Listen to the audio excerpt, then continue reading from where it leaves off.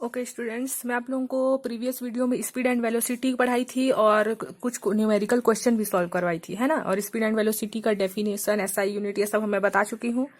और अगर वो वाले वीडियो को कोई नहीं देखा है तो मैं डिस्क्रिप्शन में उसका लिंक डाल दूंगी, देखना चाहो तो आप लोग देख सकते हो। और एक आप लोगों को होमवर्क दी थी मैं, पेज नंबर 64, क्लास 9 के बुक में पेज नंबर 64 में दिया हुआ था क्वेश्चन नंबर 11, जिसमें हम लोग को एवरेज स्पीड फाइंड करना था। तो क्वेश्चन ये वाला होमवर्क मिला था आप लोगों को, ठीक है। तो जिससे भी नहीं बना है मैं बता दे रही हूँ, एक बार आप लोग देख सकते हो।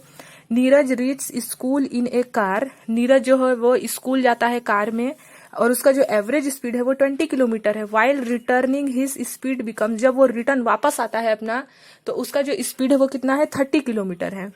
What is the average speed of Neeraj car of whole journey. तो एक बार 20 किलोमीटर हो रहा है, एक बार 30 किलोमीटर हो रहा है, लेकिन हम लोग को होल जर्नी में वो कितना एवरेज स्पीड था वो फाइंड करना है, ठीक है। तो नीरज रीच स्कूल इन ए कार एट एवरेज स्पीड, तो हम लोग को पता है कि स्पीड का फॉर्मूला क्या होता है, डिस्टेंस अपॉन टाइम होता है। और इसका ऐसा यूनिट भी पता है, मीटर पर सेकंड होता है ना। तो हम लोग को स्पीड निकालने के लिए डिस्टेंस और टाइम होना चाहिए। तो हमारे पास तो सिर्फ स्पीड है, डिस्टेंस और टाइम तो है ही नहीं। तो हम लोग सबसे पहले डिस्टेंस निकालेंगे। तो हम लोग लिख देते हैं let the distance be X. हम लोग डिस्टेंस मान लिए कि एक्स है। जब वो स्कूल से कार में स्कूल जाता है तो भी उसका डिस्टेंस एक्स है, और जब वो रिटर्न होता है तो भी उसका स्पीड एक्स है। अब हमारे पास डिस्टेंस निकल गया, अब टाइम निकालना है तो टाइम भी निकालना पड़ेगा। तो टाइम लिख देंगे, नीरज रीच स्कूल इन ए कार एट इन एवरेज टाइम। उसका एवरेज टाइम कितना है मान लो, लिख लेते हैं यहाँ पास जो हमारा वाइल रिटर्निंग में उसका जो टाइम है, यहाँ पास आप लोग लिख सकते हो Neeraj, suppose the distance from Neeraj home to school, हम लोग एक्स मान लिया है डिस्टेंस, तो यहाँ लिख लेना। सो टाइम टेकन बाई, तो टाइम टेकन कितना लगा उसका, टाइम टेकन उसको T1 मान लेते हैं, T1 है ना। तो T1 में टाइम क्या होगा, टाइम का फॉर्मूला क्रॉस मल्टीप्लाई करके मैं आप लोगों को बताई थी निकालने के लिए। फर्स्ट वीडियो को देख लेना, उसमें टाइम कैसे निकालना है बता दी थी मैं। तो टाइम का फॉर्मूला होता है डिस्टेंस अपॉन स्पीड, ठीक है। तो डिस्टेंस तो हम लोग x माने हैं, और स्पीड उसका जब वो टाइम टेकन लिया जब जाने में तो वो 20 किलोमीटर लिया था पर आवर, है ना। अब देखो T1 हो गया। अब रिटर्निंग को हम लोग T2 मान लेते हैं, यहाँ लिख लेना रिटर्निंग, है ना। तो उसका फॉर्मूला तो सेम है, डिस्टेंस अपॉन स्पीड।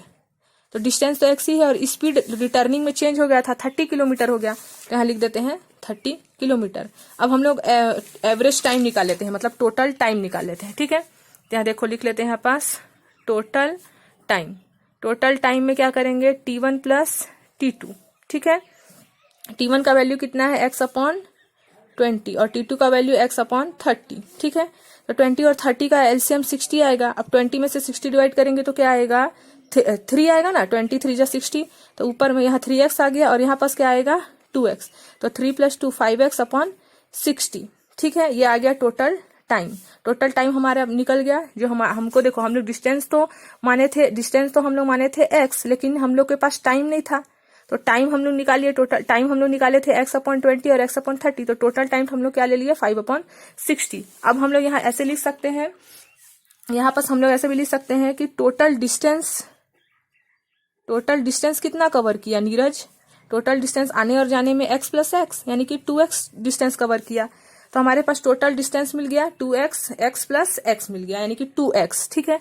अब हम लोग को निकालना क्या है, एवरेज स्पीड। क्वेश्चन में यही बोला है एवरेज स्पीड निकालने। तो स्पीड का फॉर्मूला क्या होता है, डिस्टेंस अपॉन टाइम, और इसका ऐसा यूनिट क्या होता है, मीटर पर सेकंड। तो डिस्टेंस हमारा क्या निकला 2x, और टाइम, एवरेज टाइम कितना निकला हमारा 5x अपॉन 60।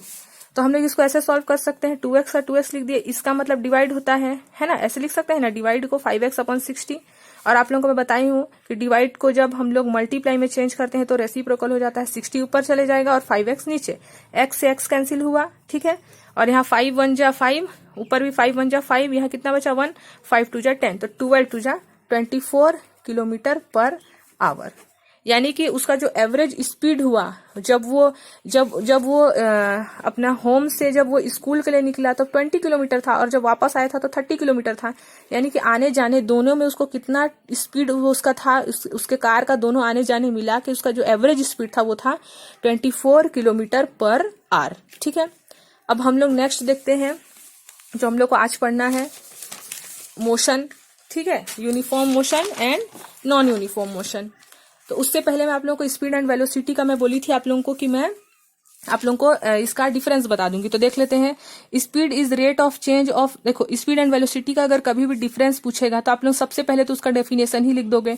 तो स्पीड का डेफिनेशन है, speed is the rate of change of position of an object in unit time. ये नोट कॉपी में लिख सकते हैं और लिखना ही है आप लोगों को। ठीक है, और वेलोसिटी का डेफिनेशन पढ़े थे, velocity is the rate of change of position. Velocity में पोजीशन चेंज होता है। ठीक है, इसमें क्या बोल रहा है, speed is the rate of change of position of an object in unit time, और इसमें बोल रहा है position of an object particular direction in unit time, क्योंकि इसका फॉर्मूला क्या है, डिस्प्लेसमेंट अपॉन टाइम। तो डिस्प्लेसमेंट टाइम के साथ चेंज हो रहा है और इसका डिस्टेंस अपॉन टाइम। तो इसमें डिस्टेंस, स्पीड में डिस्टेंस आएगा और वेलोसिटी में डिस्प्लेसमेंट, इसलिए पोजीशन चेंज होना जरूरी है इसमें। ठीक है, अब स्पीड में क्या है, speed tell how fast an object moves. जो भी हमारा ऑब्जेक्ट है जैसे कार हो गया, वो कितने फास्ट चल रहा है वो स्पीड बताता है। और वेलोसिटी क्या बताता है, velocity tales how fast and which direction object move. इसमें हम लोग को डायरेक्शन भी पता होता है। ठीक है, वेलोसिटी में, इसमें डायरेक्शन पता नहीं होता है। Speed is a scalar quantity, speed क्या है, स्केलर क्वांटिटी है। और वेलोसिटी क्या है, वेक्टर क्वांटिटी। क्योंकि वेक्टर क्वांटिटी इसलिए है क्योंकि इसमें हम लोग को डायरेक्शन भी पता है और मैग्नीट्यूड भी पता है। मैग्नीट्यूड मतलब कि मास हो गया है ना। अब वैसे ही इसका जो एवरेज होता है स्पीड का, तो average speed of a moving an object can't be zero. Average speed जो होता है वो कभी भी जीरो नहीं होगा, है ना। लेकिन जो एवरेज वेलोसिटी है वो जीरो हो सकता है। जैसे कि अगर डिस्प्लेसमेंट हुआ ही नहीं, क्योंकि रिटर्न आया। अभी हम लोग 2 क्वेश्चन पढ़ चुके हैं जिसमें रिटर्न आ रहा था, तो रिटर्न वाले में डिस्प्लेसमेंट जीरो हो गया। मैं बताई थी ना कि डिस्प्लेसमेंट, मान लो ए पॉइंट से आप लोग निकले बी पॉइंट तक गए और फिर से वापस भी आ गए, तो आप लोगों का डिस्प्लेसमेंट जीरो हुआ, क्योंकि हमारा वेलोसिटी का फॉर्मूला होता है डिस्प्लेसमेंट अपॉन टाइम। इसलिए वेलोसिटी जीरो हो सकता है लेकिन स्पीड कभी भी जीरो नहीं होगा। ठीक है, अब speed of an object is always positive. Speed जो होगा वो हमेशा पॉजिटिव में ही आएगा, लेकिन वेलोसिटी पॉजिटिव और नेगेटिव दोनों में आ सकता है। ठीक है, तो ये हो गया स्पीड एंड वेलोसिटी का डिफरेंस। अब इसी में एक क्वेश्चन और है आप लोगों का, ट्राई दिस में है, जो आप लोगों को बुक के बीच बीच में रहता है। तो ये इंपॉर्टेंट क्वेश्चन है जो आप लोगों का आगे भी काम आएगा और कंपटीशन में भी काम आएगा। ठीक है, in which condition an object average speed and average velocity is equal. बोल रहा है ऐसा कौन सा कंडीशन है जब एवरेज स्पीड और एवरेज वेलोसिटी दोनों ही क्या हो जाए, इक्वल हो जाए। ठीक है, तो when an object travelling in straight line, जब जो ऑब्जेक्ट है वो स्ट्रेट लाइन में ट्रेवल करेगा तब स्पीड और वेलोसिटी दोनों ही क्या हो जाएगा, इक्वल हो जाएगा। ठीक है, ये तो साफ साफ बात है। जब ऑब्जेक्ट स्ट्रेट लाइन में ट्रेवल करेगा तो स्पीड और वेलोसिटी, डिस्टेंस भी सेम होगा, टाइम भी सेम होगा, डिस्प्लेसमेंट भी सेम होगा, टाइम भी सेम होगा, क्योंकि स्पीड का फॉर्मूला होता है डिस्टेंस अपॉन टाइम और वेलोसिटी का फॉर्मूला होता है डिस्प्लेसमेंट अपॉन टाइम।